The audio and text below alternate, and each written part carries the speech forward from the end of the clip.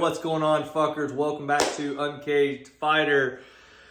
Oh, we're a guy in a sleeveless shirt whines about not eating for 3 days. So, that's right, we're on day 3 of our 72-hour fast. We're within spitting distance of breaking that fast and, getting our refeed meal in.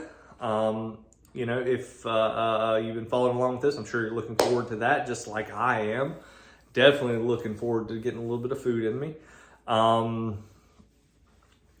Today is probably going to be the most challenging day so far. It's cortisol levels are probably still high. They're probably the highest they've been. Last night you may have had a rough night sleeping.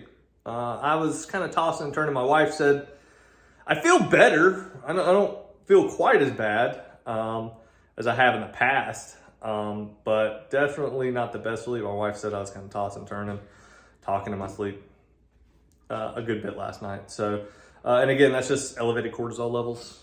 It's normal. You're going to get to break your fast today. So going into tonight, you'll probably have a pretty good night's sleep. So. And we'll talk about what the OMAD should look like. We're just going to do one meal. We're going to have a 1 hour eating window where, you get your food, you get your meal. And so, make sure it's something big and filling and worthwhile is actually going to feed the body in a way that you need, not necessarily in the way that you want. So we'll talk about that in a little bit as we kind of get closer to dinner time. But for right now, let's talk about, some more stuff you may be experiencing. You're probably noticing that, especially if you're a guy and, you've got a little bit of muscle on your frame, you might notice that you're flatter, right? So, your muscles don't seem as like pumped and you just feel really skinny, and that's normal. What's happening is, because we're not eating and in particular because we're not taking in any carbohydrates, there's nothing to really effectively hold that water in the muscle belly, okay? And so the water and the carbohydrates that get stored in the muscles, that's what kind of makes those muscles pop and volumize a bit. So when we exclude food, and particularly carbohydrates, from the diet, you'll notice that effect. So a lot of folks on keto kind of go through that a little bit. And that kind of ties in a little bit to why I've chosen to time everything the way, got an alert there, let's ignore that.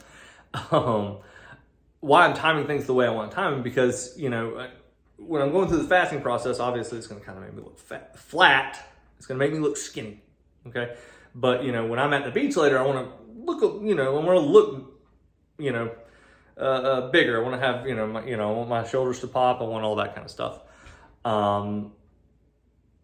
So what I'm doing is, I've given myself a couple days post-fast to reintroduce the carbohydrates in a smart way. And right now, my carbohydrate intake is basically fruit and honey.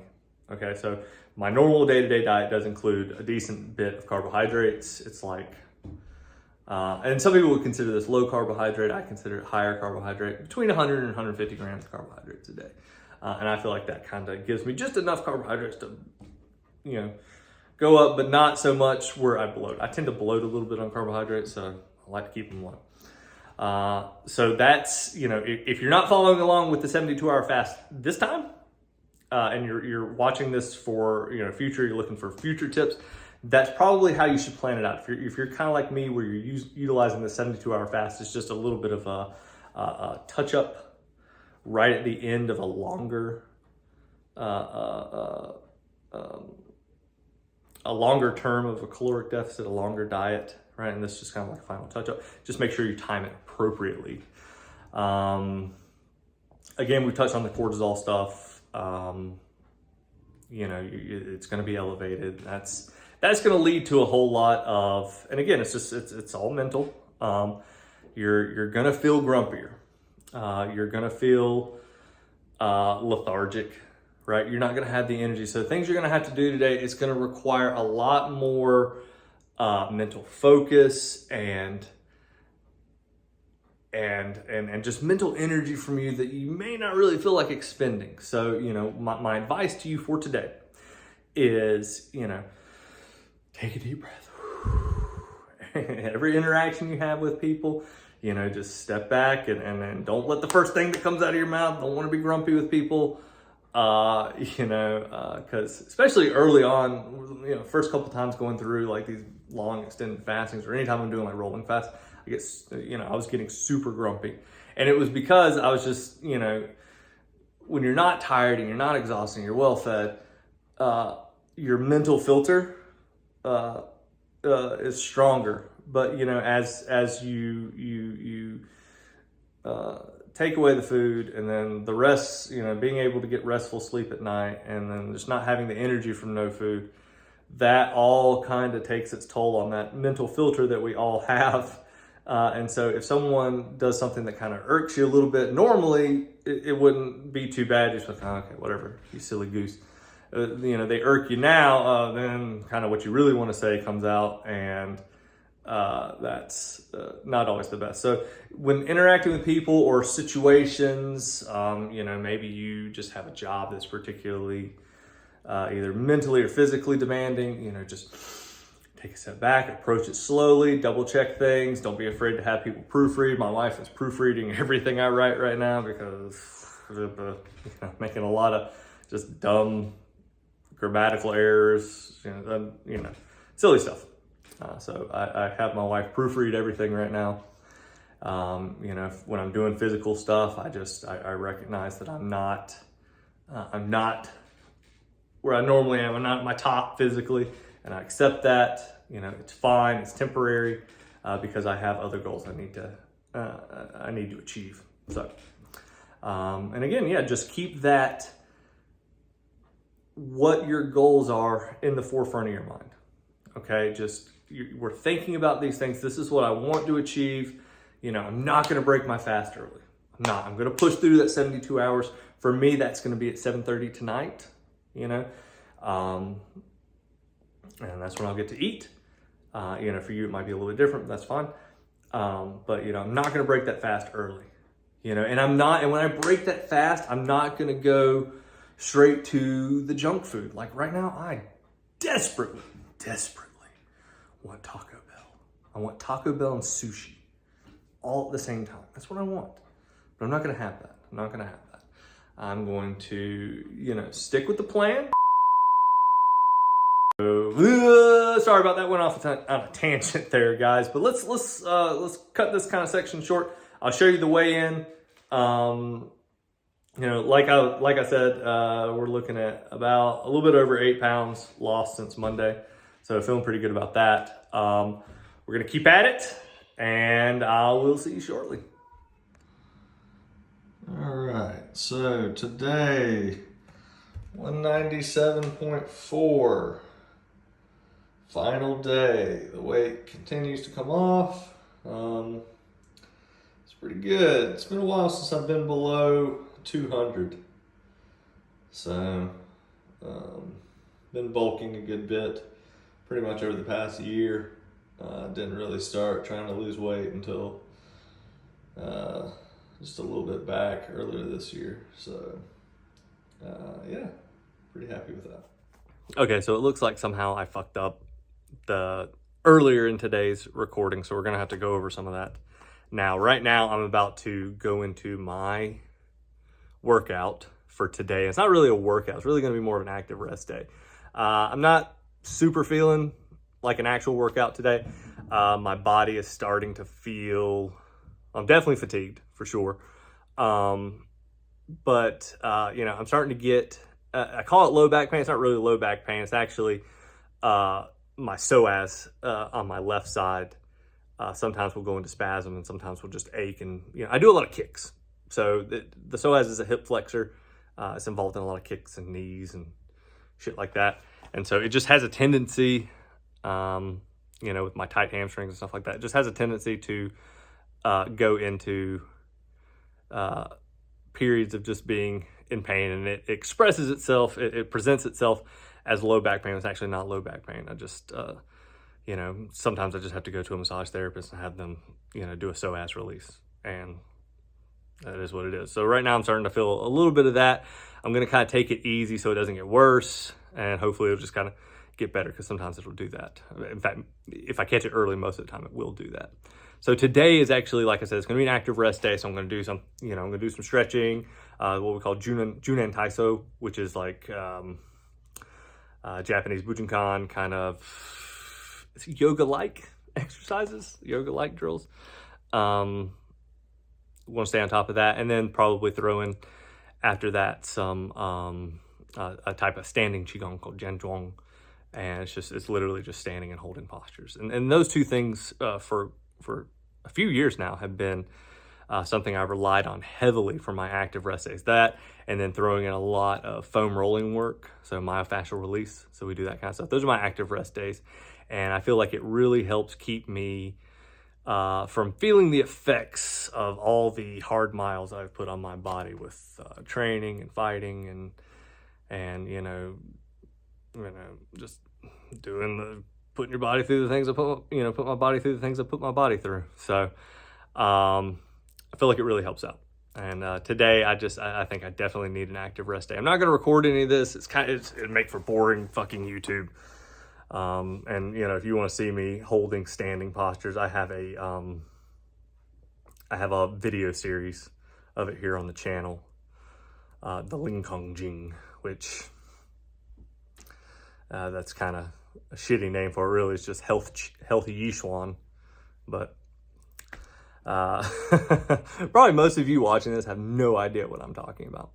And so I may have to address those in future videos. So if you have questions about like the Yishuan stuff, or if you have questions about the Junan Tai, so I'm more than happy to answer that kind of stuff. Or even foam rolling. I don't think I have anything on foam rolling, myofascial release. So we can definitely do that. But yeah, so like I said, I fucked up some of the recording. So there's some stuff I talked about previously today that just never made it on camera somehow. I don't know how I fucked it up that bad, but I did. But so one of the first ones we talked about was, just signs of dehydration and knowing when you're dehydrated. Because when you're fasting, it's very easy to get dehydrated. You're not taking in the things your body needs to help hold on to water. And so, and even with, making an electrolyte solution like this, it's still not as effective as like throwing carbohydrates in there. Okay. And, anyone who tells you, that it is not being honest with you. I mean, that's like when we look at people on a ketogenic diet, like that's the one thing that you see a lot of is they lose a lot of what's called lean mass, and that lean mass stays off. But the technical definition of lean mass does include water. So like when you see like ketogenic people, they lose a lot of lean mass while they're on that diet. Part of what they're losing, a big chunk of what they're losing, is actually water weight. And it stays off, and it will stay off until you throw carbohydrates back in there, and then it'll kind of normalize. So, you want to watch out for being dehydrated. And that means staying on top of your snake juice, electrolyte solution, things like that. Watching your workouts. You don't want them too hard and heavy. Okay. So like whatever that is for you, right? And that's going to be different for everybody. Like what's a hard workout for me is going to be different from what's a hard workout for you. I'm sure there are people who can work out way fucking harder than I'll ever be able to work out, and train their fucking ass off. And, like what I did, what I've been doing for the past couple of days, that's, to some people, that's just like that, that's nothing. And that's fine. That's, everybody's at a different place. And, you might be, at a different place than I'm at. You might be at a like a lower level than I'm at. And that's fine too. Whatever is, moderate to low on the intensity scale for you, that's probably where you need to be working out at. That'll keep you from getting too dehydrated. We're going through a cooler spell here. It's usually a little bit warmer here in the south than it has been for the last couple days, but it's still pretty warm. And so, you know, like when I'm walking around the house or I'm working, when I'm doing stuff outside, things like that, I do tend to sweat a little bit more. So again, stay on top of the hydration, you know, and making sure your ratios are right. You know, but there's kind of a point where there's really only so much you can throw on there. I mean, that's just the truth. There's only so much snake juice electrolyte solution that you can drink in a day. And part of it is, you know, you may have to scale back a little bit of what you're doing, a little bit of like maybe what you planned on doing. And that's fine too. If you notice yourself getting really dehydrated and you're throwing as much snake juice, as much electrolyte solution as you can at it, and you're still experiencing symptoms of dehydration, that's probably an indicator that you need to take a step back. Okay. And again, I'm not like telling you, you know, be a wimp about this, you know, try to tough it out. But like if you're legitimately experiencing symptoms of dehydration, which, you know, the main one being like discolored urine. So if your urine's very, very yellow, you know, almost brown, that's a bad one. You know, you're experiencing muscle cramps, you're experiencing, like you stand up to do, like I was lifting something earlier today, I was lifting some boxes and I got a bad head rush, like things went kind of black for a second there. I'm like, oof. Okay. And that was to me, you know, and I thought, well, oh, it's been a couple hours since I've actually had anything to drink. I've been busy, not thinking, you know, whatever. And that kind of stuff happens. People get busy. You know, we're trying to get everything packed up for the house so we can get out and get on the new property as soon as possible. And I fucked up. You know, everybody fucks up. It's going to happen. I'm just cautioning you. That's a sign of dehydration. It's not a fun one. So, and it's a little scary, especially the first time you experience it. I think the first time I experienced it, I was way younger, early teens. And it was a martial arts related thing. We were training outside during the summer and stuff like that. And we had been doing some squats. I stood up and had a real bad head rush, stumbled a little bit. And you know, it was scary. I was really worried at that point. I didn't know what was going on. Nausea, even vomiting can be really, I mean, if you're at that point where you're vomiting and nausea, you need to get, I'd go see a doctor fast because you've way fucking overdone it. So hopefully nobody watching this has overdone it that much. But, you know, those are things you need to kind of be aware of and look out for. So, and I mean, you know, when you don't have anything in your system, you get the vomiting, a lot of it might be dry heaving. You might just be throwing up the straight snake juice. You know, so really just be on the lookout for that. You know, I can't caution you enough that dehydration is probably the only, if you're doing this right and you're limiting your fasting, you know, you're not trying to go like crazy, you know, like 14-day fasts or anything like that. You're just doing a 3-day fast. Most people will be fine doing something like that, but you still have to watch out for dehydration related issues, and that's kind of the beauty of the 72-hour fast, is that even if you get kind of dehydrated, most people won't get to the point where over a 72-hour period won't get to the point where medical intervention is necessary. But what I'm not telling you is that it's impossible for that to happen, because it certainly is possible. And there are people out there who can and will push themselves to that point if they're not warned and they're not paying attention. So I'm not trying to scare anybody watching this. I'm just letting you know that it's a very real potential, and to not, you know, to take it seriously. You know, I've dry fasted for, I've done some long dry fasts. I've done a 72-hour dry fast. So that's with no fluids whatsoever. And that was hell. And I'll probably never do that again. I don't really see the benefit of it. And I don't recommend people do dry fasting. So avoid that if at all possible. Okay. So that's the dehydration talk in a nutshell. I know that was long and rambling, but it was way longer and way more rambling earlier. And so what are we going into next? Oh yes, refeeds. So here we go, refeeds. You know, let's talk about what you can do, what you should do, and what you should do if you're really trying to maximize things. So if we're really trying to maximize things on that refeed, okay, we're doing a 72-hour fast and you're really trying to lose weight, you're really trying to get aggressive with it, and maybe you want to do the rolling 72 protocol where you do a 72-hour fast, you have a single meal at the end of that 72-hour fast, a big single meal, and then you go into another 72-hour fast. And then you have another big meal and you do another 72-hour fast. That's a very aggressive weight loss strategy, okay? And it's incredibly aggressive. But it's you lose a lot of weight really fucking fast.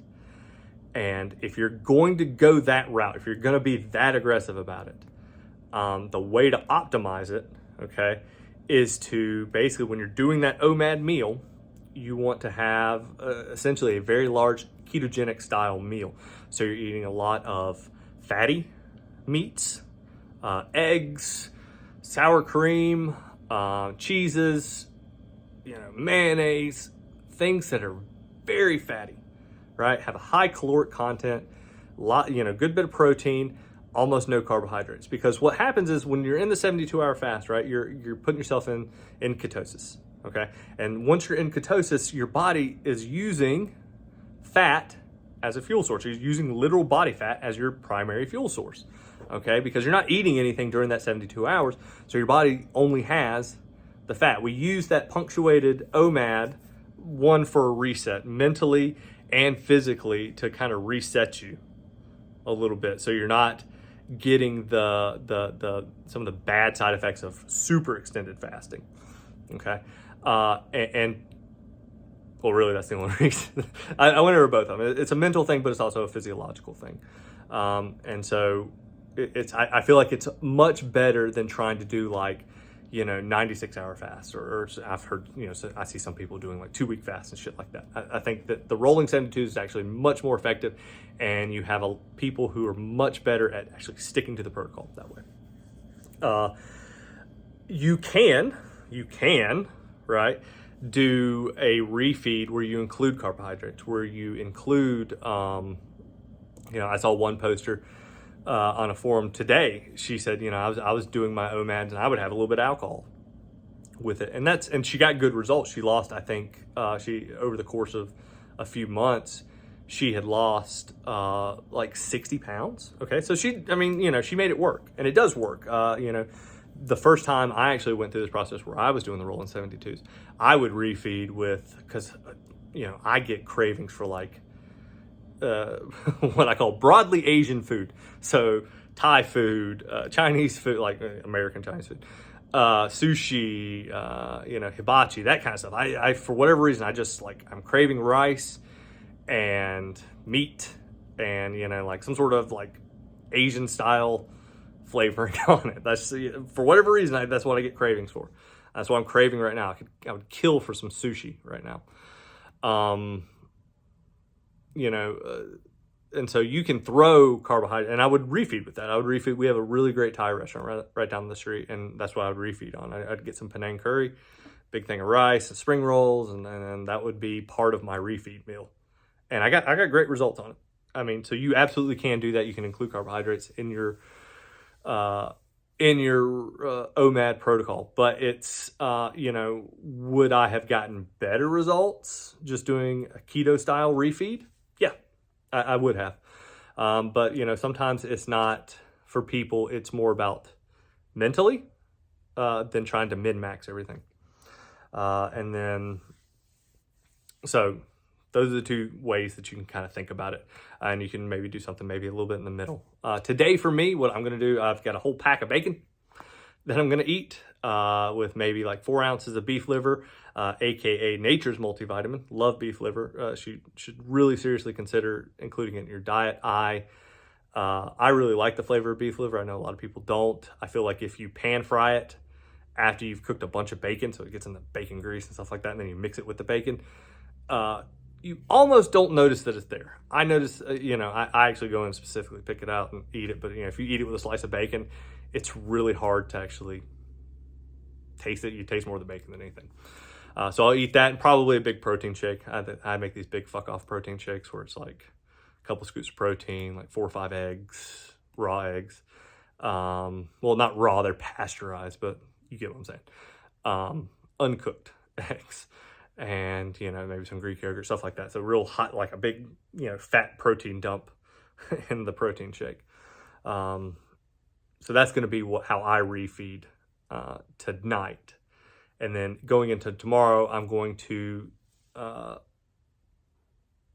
let's talk about this. So going into the next day, if you're not doing a rolling 72, if this is just a 72-hour fast, and then you're going to go into, you would either go into maintenance calories or you would go into calories that are a little bit below maintenance. So like right now, I've been eating at about 500 calories below my maintenance for a few weeks.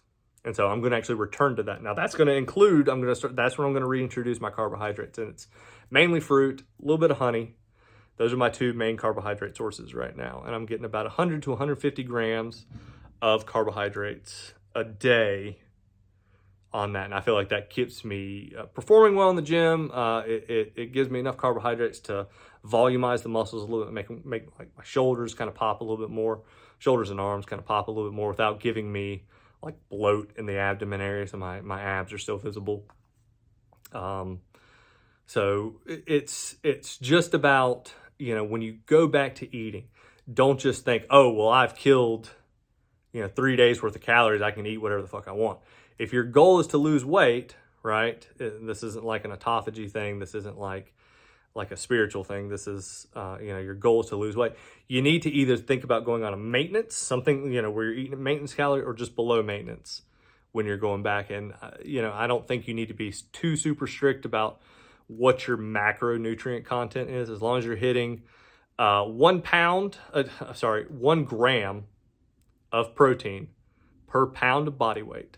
As long as you're hitting that and you're at or below your caloric maintenance calories, whatever those allotments are, if you hit those two numbers, you're going to be good. So you can throw carbohydrates in there. You can have your fat and carbohydrate ratios can be what the fuck ever.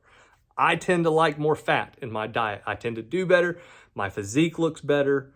But if I eliminate carbohydrates completely, that's when my performance starts to suffer. So I found like the sweet spot for looking good with my shirt off, or looking decent, looking good for, you know, what I'm fine with. You know, there are people out there who like, like Instagram influencers and stuff like that. Like what I'm cool with and what they're cool with, not the same thing. They want to be way more shredded than I'm care to be, you know, and, you know, that's fine. Whatever that means to you. But my sweet spot is keeping the carbohydrates at about 100 to 150.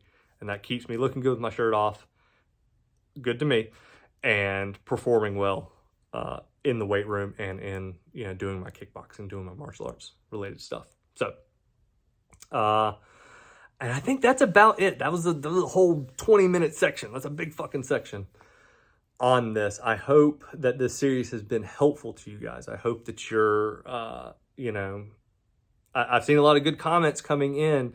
We have, you know, I'm going to give a shout out to John Kelly, 5 Acre Farm, Papa Fit UAE, which I believe is United Arab Emirates. He's a cool dude out of the UAE. Comments on my videos sometimes. John Kelly, he's a new subscriber, I believe, and he's been killing it with the fasting. 5 Acre Farm's been killing it with the fasting. There's a user Kay. She sounds like she's been killing it with the fasting. There's another user. Oh, I cannot remember her name off the top of my head. I'm probably gonna have to make a post just because I left her out of this video. I'm gonna have to make a post with her. And just giving a specific shout out to her. I believe it's,